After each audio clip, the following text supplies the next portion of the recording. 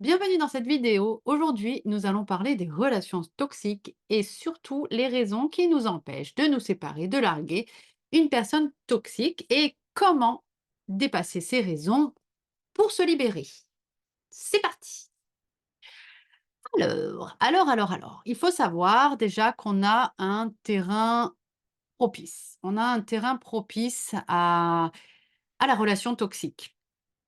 Alors, ce terrain propice, c'est ce que, l'on va appeler, les schémas. En fait, on a tous des schémas. Alors, je ne vais pas revenir trop sur la notion de schéma parce que je l'ai vu beaucoup dans plusieurs vidéos, mais globalement, un schéma, c'est un filtre qu'il y a entre la réalité et moi. Toi et moi, on va vivre la même situation, on va pas la vivre de la même façon. Pourquoi? Parce qu'on va pas interpréter les choses exactement pareil, on va pas avoir, du coup, les mêmes nuances émotionnelles et les mêmes pensées. Mais du coup, les personnes qui, vont attirer alors j'aime pas trop ça, mais bon, je vais plutôt parler de terrain propice. Quand on a un terrain propice à la relation toxique, on a certains schémas spécifiques. En psychologie, on a évalué 18 schémas et dans ces schémas, il y en a 3 qui se retrouvent très, très couramment. Je ne peux pas dire à 100, mais très, très souvent, en tout cas dans ma patientèle à moi, c'est clair qu'à chaque fois, c'est ça. Hem, donc ces schémas-là, on les retrouve très souvent et on comprend assez bien pourquoi. Alors les schémas qui se retrouvent chez les personnes vulnérables face aux pervers narcissiques, aux manipulateurs, manipulatrices, aux relations toxiques de manière générale, pas forcément que en amour aussi, hein, ça peut être aussi avec des amis. Et ou des membres de la famille qui nous quand ça nous impacte en fait, parce que ceux-là on les a pas choisis, mais ça nous impacte un petit peu plus que ce que là ça devrait. Là, ça veut dire qu'on a ces schémas. Donc ces schémas, j'y vais.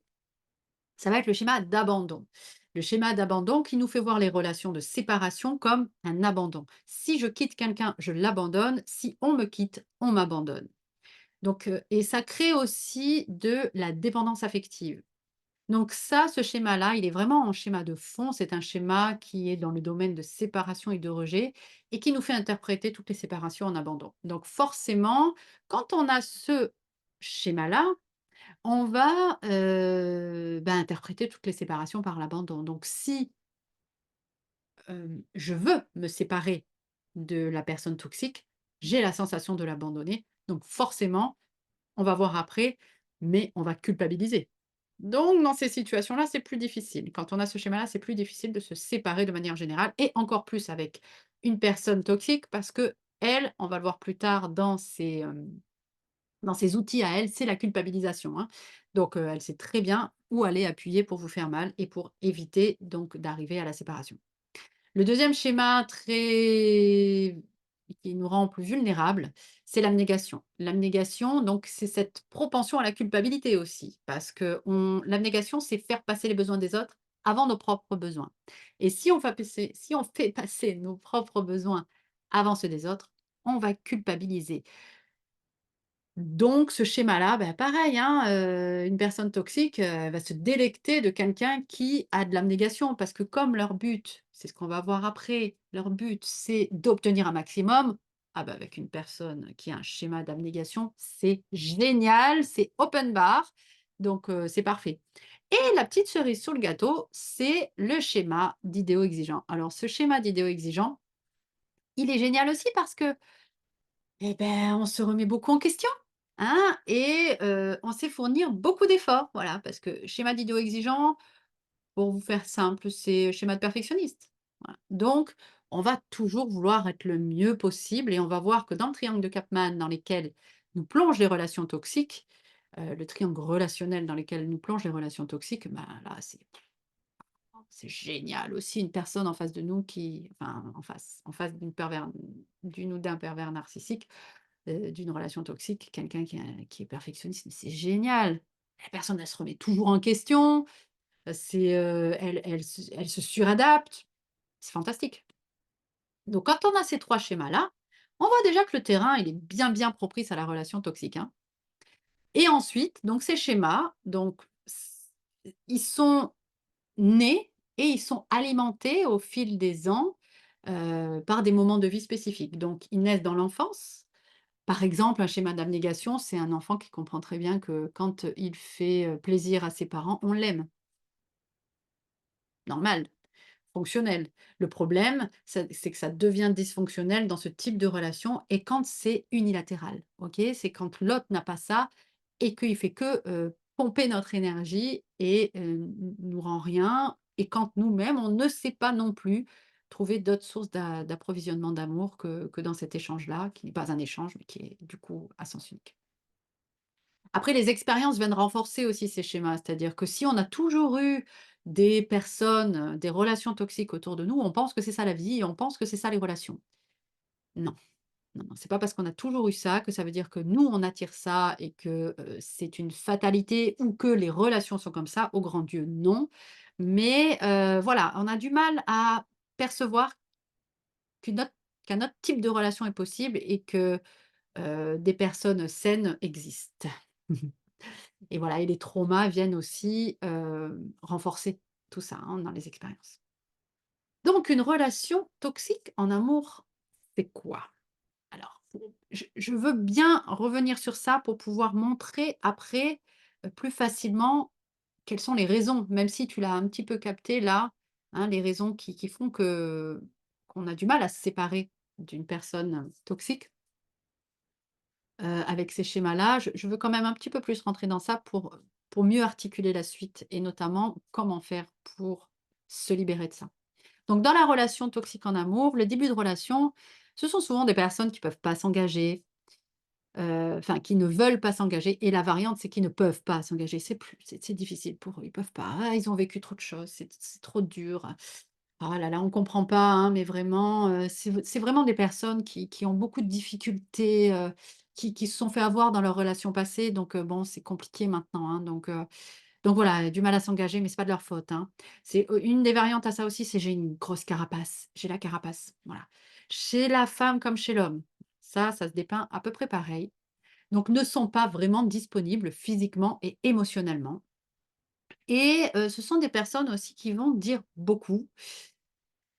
Qui vont beaucoup parler, de ce qu'elles peuvent vous emmener, ce qu'elles peuvent vous amener, ce que il y a dans le love bombing du début, hein. Le love bombing, c'est vraiment ce mois ou ces 2 premiers mois de un truc, super fort énergétiquement, super fort émotionnellement. Il y a vraiment des connexions qui se créent, c'est génial, enfin, c'est un truc de fou. Donc il y a beaucoup de choses qui se disent, mais il y a pas beaucoup de choses qui sont faites. Ou alors, dans le temps, les choses s'étiolent et pas grand chose de fait, en fait. Mais ça, on verra aussi dans la relation saine comment faire. Et donc dans une relation, alors en amour comme en amitié, avec ces personnes-là, avec les personnes toxiques, on rentre dans un triangle de Karpman. Elles nous font rentrer dans un triangle de Karpman et nous, on a aussi cette propension-là, quelque part avec le schéma d'abandon, à y être un peu aussi, mais c'est pas quelque chose que l'on va vouloir alimenter, mais que l'on va alimenter quand même. Donc le triangle de Karpman, c'est victime, sauveur, bourreau. Donc dans la relation, on va osciller dans ces 3 rôles-là, victime, sauveur, bourreau. On comprendra bien qu'une personne qui n'est pas disponible, qui s'est fait avoir vraiment dans ses anciennes relations, c'est pas évident, il y a une carapace, on a envie de casser la carapace quand on a un schéma abandon, abnégation, idéaux exigeants, on a envie de casser la carapace, on est là pour les aider, on peut être ce sauveur ou cette sauveuse-là et donc bah, si on est sauveur, sauveuse, bah, il ou elle est une victime, voilà et si on ne fait pas les choses comme il faut, si, là, bon, bah, on devient bourreau. Voilà.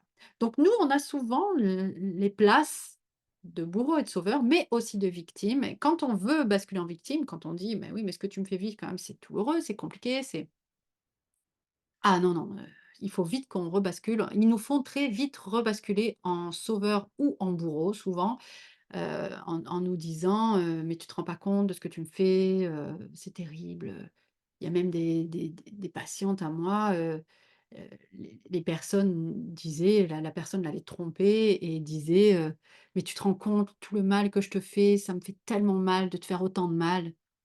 Voilà, on peut être sur des aberrations pareilles quand même, hein. Donc voilà, ces triangles de Karpman, c'est vraiment les relations toxiques, on est dans ça. Ce qui n'est pas du tout le cas dans les relations saines, hein. On n'est pas dans ça. Dans les relations saines, on est dans de la responsabilisation personnelle des 2 partenaires.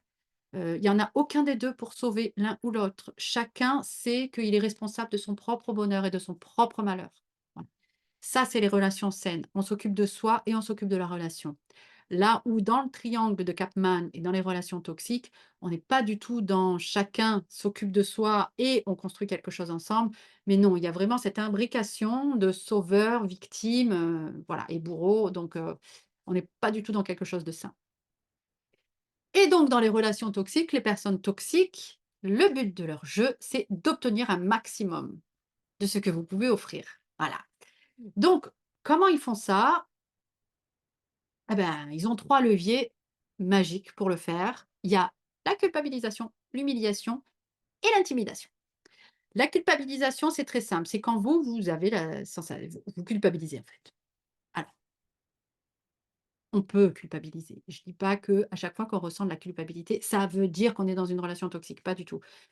Mais quand on en ressent très souvent, trop souvent, et que c'est suite à des discussions avec cette personne-là, encore une fois, en amour, en amitié, en famille, c'est que c'est pas OK.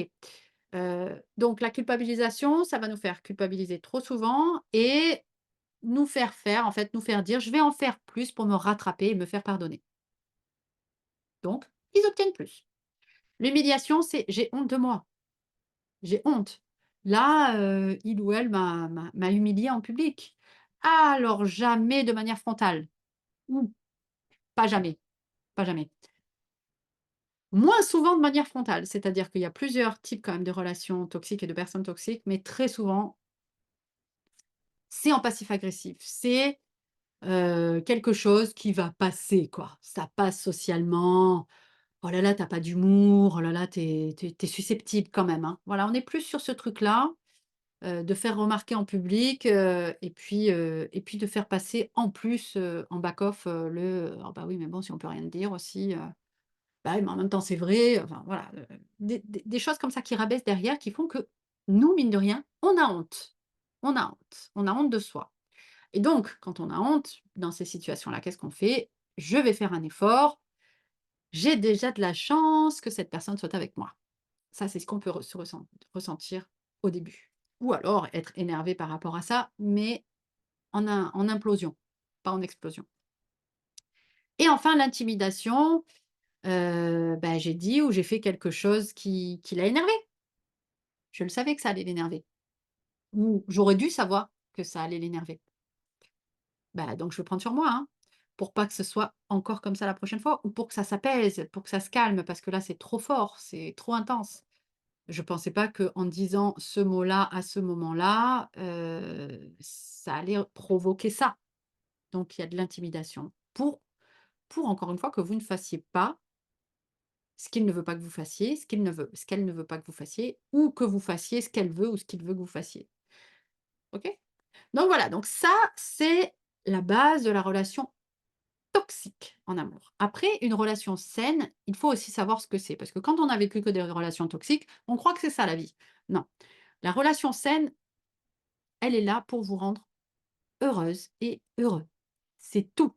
Si vous ne l'êtes pas, c'est que c'est pas une relation saine de manière générale, hein, sur le long cours. On n'est pas là pour se faire du mal. On n'est pas là pour se soigner l'un l'autre.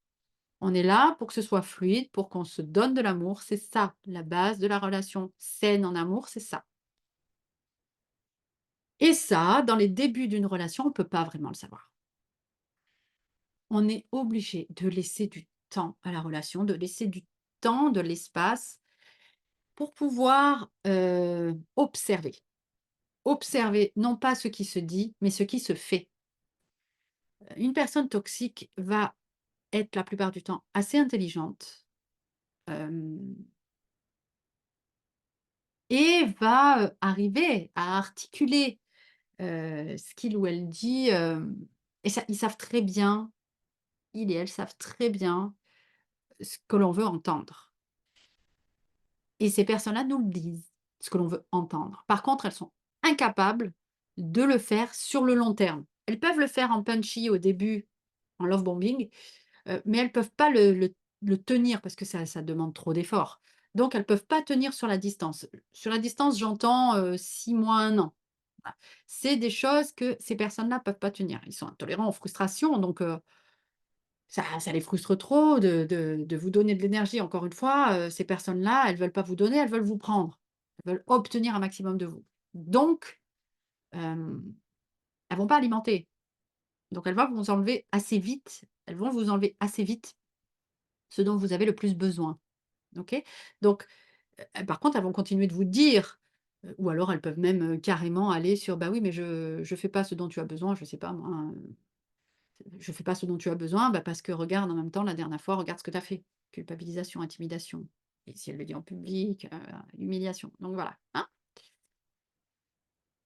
Alors pourquoi on ne se sépare pas de ces personnes-là qui sont si horribles? Alors on ne se sépare pas de ces personnes-là, notamment pour ce que je vous ai dit au tout début, nos schémas, hein. Le schéma d'abondance, si on ne travaille pas sur le schéma d'abondance, sur notre dépendance affective et sur notre capacité à faire face au vide, capacité à faire face à la solitude et à et à ce manque d'être avec quelqu'un qui pense à nous, d'être avec quelqu'un qui peut nous soutenir, d'être avec quelqu'un qui est là. Même si c'est maladroitement, même si c'est mal, ben, au moins il y a une personne, quoi. Voilà, donc il y a ça vraiment à travailler, cette dépendance affective, c'est un des premiers bastions à travailler quand on veut se séparer d'une personne toxique. Que ce soit, heu, un amoureux, une amoureuse, en amour quoi, relation toxique, ou que ce soit amical ou que ce soit se détacher de certains membres de la famille. Des fois, ça peut être plus douloureux encore, bah, pour la mère, par exemple.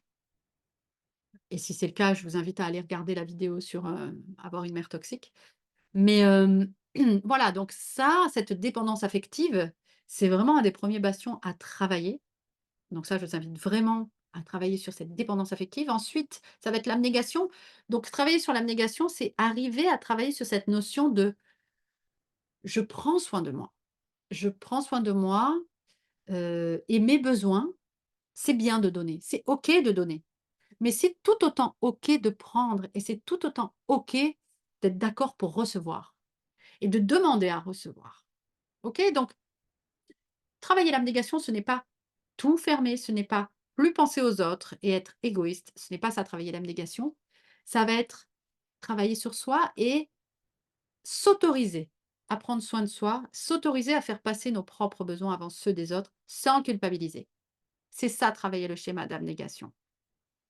Pour tous ces schémas-là, si vous avez besoin, je suis là, je peux vous aider par rapport à ça. Si vraiment vous avez des difficultés à travailler seul par rapport à ces schémas-là, ce qui peut tout à fait se concevoir parce que franchement, c'est pas évident, je suis là, n'hésitez pas et juste en dessous, il y a le lien pour, bah, pour voir un petit peu ce qu'on peut faire ensemble. Et il y a le schéma d'idéaux exigeant. Alors celui-ci, perfectionniste, forcément, on n'aime pas l'échec. Forcément, on n'a pas envie encore une fois, avoir perdu du temps, encore une fois, avoir choisi la mauvaise personne.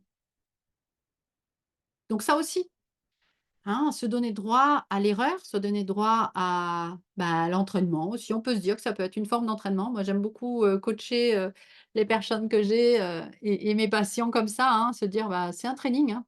C'est un training, pourquoi on ne pourrait pas faire ça aussi avec nos relations amoureuses?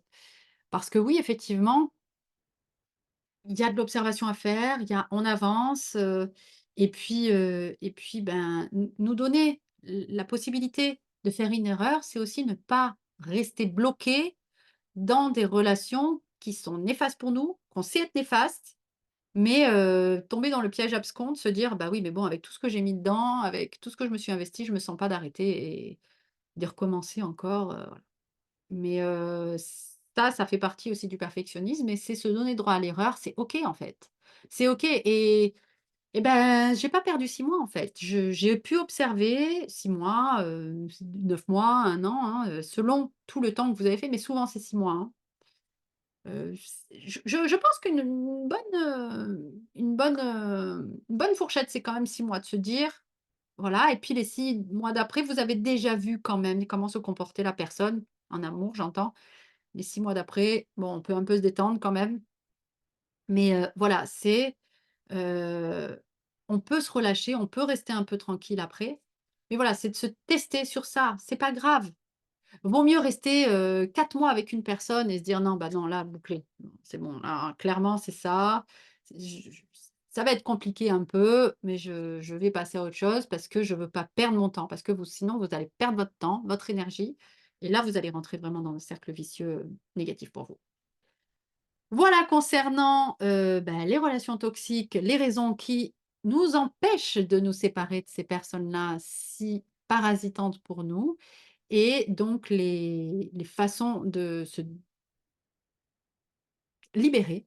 Ça va être de travailler sur la dépendance affective, travailler sur notre culpabilité et l'abnégation et sur notre perfectionnisme, notre droit à l'erreur.